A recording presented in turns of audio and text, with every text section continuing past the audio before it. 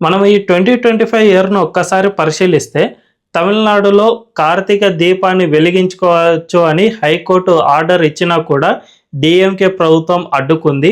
And west బెంగాల్‌లో బాబ్రీ మసీదును నిర్మిస్తాను అని దానికి శంకుస్థాపన సైతం చేసేశారు. హిమాచల్ ప్రదేశ్‌లో అయితే సంజౌలి మసీదును కూల్చివేయాలి అని అక్కడి స్థానిక కోర్టు ఆర్డర్ ఇచ్చినా కూడా ఇప్పటి వరకు దాన్ని కూల్చలేదు. అండ్ కర్ణాటక చూసుకుంటే అక్కడ ధర్మస్థల దేవాలయానికి సంబంధించి అక్కడ ఒక ఫేక్ నరేటివ్ను మొత్తం వీళ్ళే ఫ్యాబ్రికేట్ చేసేశారు. అండ్ ఆ దేవాలయానికి ఉన్న ఇమేజ్ను దెబ్బతీసే ప్రయత్నం చేశారు. కేరళలో అయితే ఒక దేవాలయానికి సంబంధించి ఒక గ్రౌండ్లో భోజనాలు పెట్టుకుంటామంటే అక్కడ చర్చ అడ్డు చెప్తోంది కాబట్టి మీరు అక్కడ భోజనాలు పెట్టుకోవడానికి అస్సలు వీల్లేదంటే చివరికి కేరళ హైకోర్టు దీనిపై తీర్పునివ్వాల్సిన పరిస్థితి ఏర్పడింది. అండ్ పంజాబ్లో అయితే ఒక దేవాలయంలో గ్రనేడ్ను విసిరి బాంబు దాడికి పాల్పడ్డారు. ఇక తెలంగాణ సీఎం విషయానికి వస్తే రీసెంట్ గానే హిందూ దేవీ దేవతలను కించపరిచే విధంగా ఆయన వ్యాఖ్యానం చేశారు.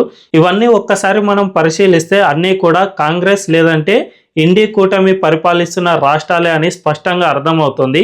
దీన్ని బట్టి చూసుకుంటే ఇండి కూటమికి హిందువులన్నా హిందూ పండుగలన్నా ఎంత ద్వేషమో అర్థమవుతుంది. వీటికి సొల్యూషన్ ఏంటో కామెంట్లలో మీ అభిప్రాయాన్ని మీరే చెప్పండి.